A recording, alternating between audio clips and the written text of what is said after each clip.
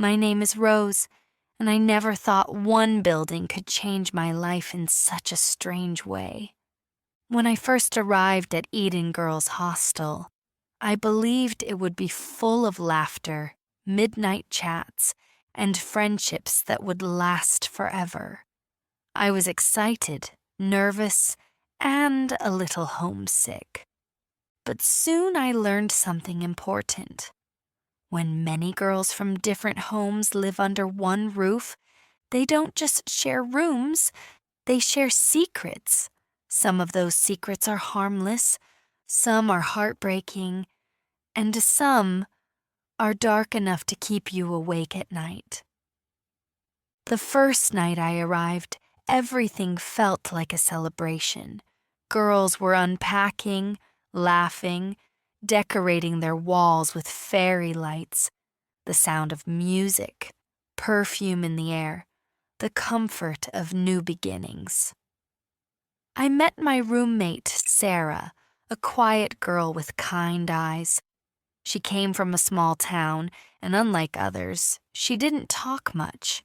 When I told her I felt cold, she smiled and offered me her extra blanket. I liked her right away. But there was something about her that I couldn't understand. She always kept her cupboard locked, even when she was inside the room.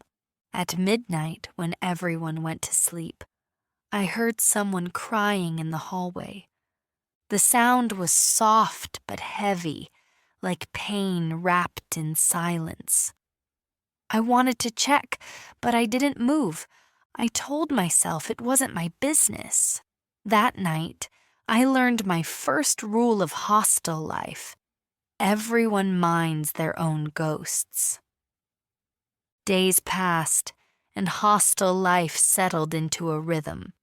Mornings were loud, full of rushing and laughter. Nights were quieter, full of whispers and secrets. I started noticing how everyone wore masks. There was Nita, the cheerful one who always made jokes and planned birthday surprises. She was the heart of every gathering. But one evening, I saw her sitting alone on the terrace, talking to herself.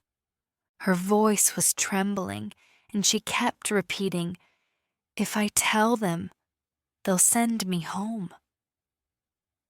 I called her name softly, but she smiled like nothing happened and said, "Just talking to my shadow." That night, I couldn't sleep. I kept hearing her words. Then came the story everyone whispered about, the wall between rooms 12 and 13. They called it the Whispering Wall. Some said you could hear the voices of girls who had left years ago. Some said it was just wind. Sarah, my roommate, believed it was real. One night, after lights out, she asked me to listen. I laughed at first, but curiosity won. I pressed my ear against the wall. For a moment, there was only silence, and then I heard breathing. Slow, uneven breathing. Then a faint whisper. She shouldn't have told them. I froze. Sarah's face turned pale. She whispered, "Now they know you listened?" The next morning, Sarah acted as if nothing had happened. She laughed, studied, joked. I wanted to ask what she meant, but something in her eyes told me not to. A few days later, I found a small diary in her cupboard while helping the warden clean. It was tied with red thread. I knew I shouldn't open it, but curiosity again took control. The first line was strange. "They think we are just roommates, but in this place, no one is who they seem." The diary was filled with small observations about girls in the hostel, their habits, their fears, their secrets. One girl who never ate dinner but collected empty plates, another who smiled during nightmares, a third who had no family visits, no phone calls, nothing. Sarah wrote about the whispers in the wall, too.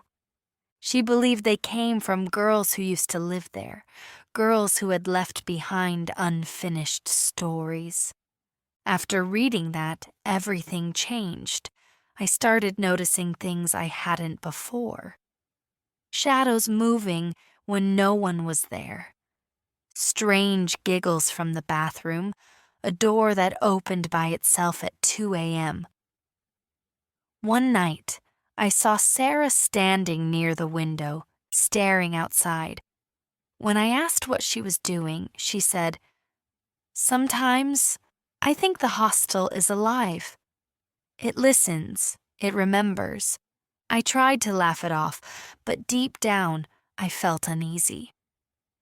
Then one evening, Nita, the cheerful girl, suddenly packed her things and left. No one knew why. The warden said her parents called her home, but later I found a small note under her pillow.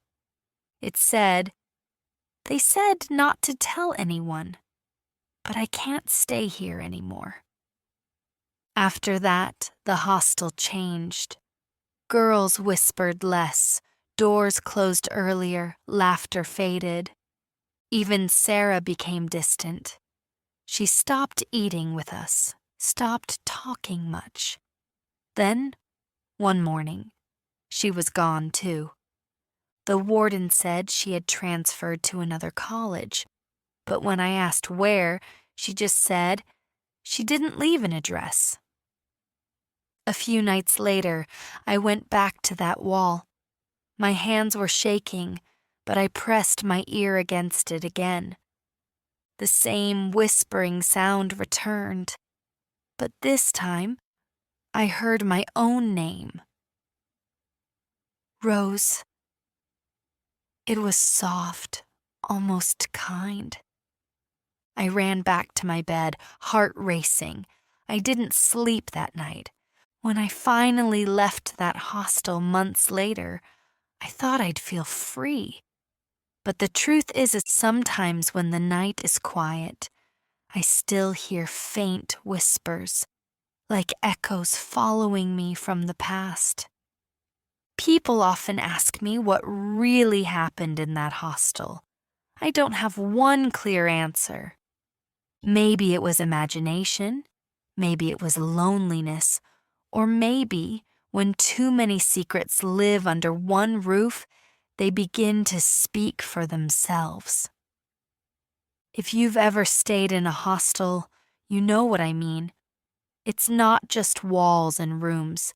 It's a collection of hidden lives, untold stories, and silent cries that never reach home.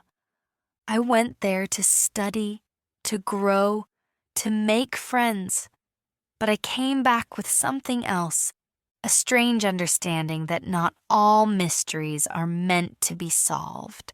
Some are meant to be remembered quietly. So if you're watching this and you're living in a hostel, look around. Behind every smile, there's a story. Some stories heal you, others haunt you, but they all teach you something about who you are. And that's my story. My name is Rose, and Eden Girls Hostel will always be part of me. The laughter, the fear, the mystery, the silence that still speaks when the lights go out.